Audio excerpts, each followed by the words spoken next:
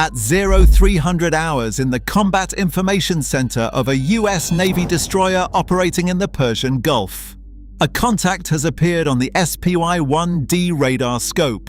The contact is holding position 12 miles off the Iranian coast. It is not moving like a fishing vessel. It is not moving like a tanker. The watch officer stares at the track and he picks up the handset. 2 decks below, the tactical action officer is already awake. 40 miles to the south, on the flight deck of the carrier, a red shirt is on his knees beneath an F-35C, hands moving across a weapons station in the dark. A second aircraft is being towed into position behind him. No one has said the word scramble yet, and the aircraft are being armed anyway. This is what 24-hour patrol operations in the Persian Gulf actually look like. Arleigh Burke-class destroyers assigned to 5th Fleet do not operate on a 9-to-5 schedule. Their crews rotate in 4-hour cycles, but the Combat Information Center never empties. Every Iranian patrol boat, every small craft, every aircraft lifting out of Bandar Abbas goes into the system, tracked, logged, assessed. The SPY-1D radar feeds contacts simultaneously to every ship in the task force. A cruiser 50 miles away sees the same picture, so does the carrier, so do the F-35s overhead. Nothing in this battle space moves without someone knowing about it, which is why an anomalous contact demands immediate attention. It appears without warning, no prior track history, no AIS signal, just a return on the scope, sitting motionless, then drifting slowly northeast. The drift pattern does not match current or wind, it is moving under power, slowly, deliberately. The watch officer marks it, assigns it a track number, passes it up. Then the contact disappears. Not a system glitch. The scope is clean. The return simply stops. The watch officer stares at the empty coordinate, then calls the sonar team. Nothing subsurface. The contact is gone, and there is no explanation for where it went. This is not unusual in the Gulf. It is exactly the kind of ambiguity these crews train for. On the bridge wing, a lookout swings his optics toward the Iranian coast. Visibility is low. Heat shimmer off the water distorts the horizon. Multiple lights are spread apart, holding near the coastline. He keys his radio. Inside the CIC, a second contact appears, then a third. They are clustered together, holding position near the shore.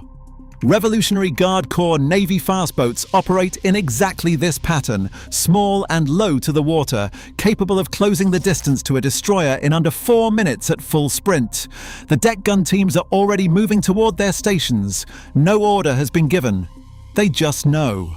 Then the first contact reappears. Same position, same slow drift. Whatever it is, it was there the whole time. In scenarios like this, the scramble order typically follows within minutes. The catapult officer signals. The F-35C pilot runs his thumb across the cockpit displays. Radar active. Electronic warfare systems online. Data link locked to the E-2D Hawkeye orbiting 20 miles out. He gets the full picture instantly. Every contact in the Gulf, every track the destroyers are holding, including the one that vanished and came back. He salutes. Full afterburner. The catapult fires, airborne in 2 seconds, gear retracting, climbing hard northeast. A second F-35 launches 30 seconds behind him. They do not head to their original patrol box. They head directly toward the cluster of contacts off the Iranian coast.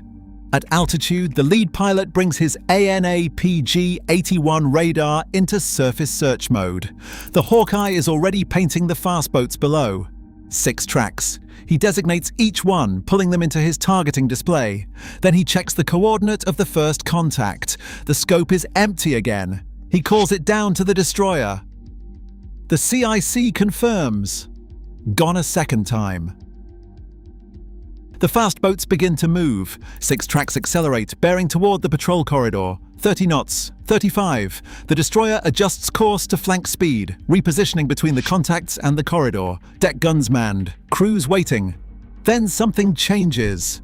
One of the 6 contacts breaks away from the group. It turns north and pushes hard along the coastline. Simultaneously, the E-2D Hawkeye picks up a brief electronic emission from that direction. A transmission encrypted less than 2 seconds, gone before it can be fully characterized. The lead F-35 pilot turns toward it. His electronic warfare suite picks up nothing. Whatever transmitted has gone silent.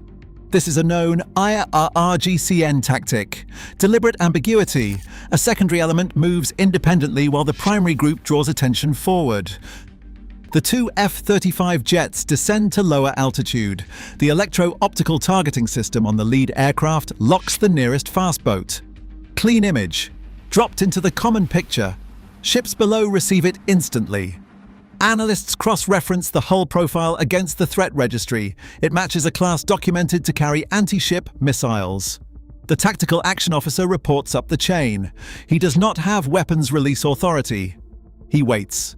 The boats are still accelerating. 40 seconds. 50 seconds.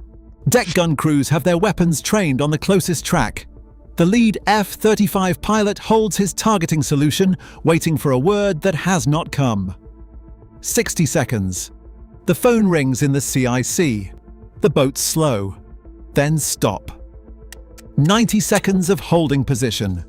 Then they turn back toward the coast. Whether they detected the F-35 jets overhead, read the active radar locking onto them, or received an order from shore, no one on the US side can say with certainty. That ambiguity is part of the record. The watch team logs everything. Time, speed, heading changes, the encrypted transmission, the boat that broke north and has not come back. The first F-35 section reaches its fuel limit. The second is already airborne, climbing north from the carrier. Handoff on the frequency, contact positions and track histories. The location of the missing boat, last confirmed moving north at high speed, is now absent from every scope in the task force. The incoming pilots begin searching the northern grid immediately. On the destroyers, nothing slows. Ammunition handlers top off the ready lockers. Sonar operators cycle through display modes, scanning the water column beneath the hull. A new watch team takes their seats, receives the full brief, and picks up exactly where the last team left off. The radar keeps turning. Then, approximately 90 minutes after the fast boats retreated, an air contact lifts from an Iranian airfield 60 miles northeast. Fast mover, climbing. The track holds its heading long enough for the CIC to run a full assessment, and for both F-35 pilots to designate it in their systems. Then it turns away, back toward the coast. The watch team logs the timing and notes that it lifted less than 20 minutes after the surface group retreated. They log the sequence without conclusion. By dawn, the patrol has cycled 4 times. 4 F-35 rotations. 4 watch relief briefings across the formation. The Gulf has not been quiet for a single hour of it. The missing boat has not reappeared. Surface radar shows nothing. Sonar shows nothing. The coordinate where it was last tracked sits empty on every display in the task force. This is how these operations work. Not every contact resolves. Not every track closes cleanly. Some disappear and stay disappeared, logged in a report that moves up the chain and gets added to a broader intelligence picture that no single watch team ever sees in full.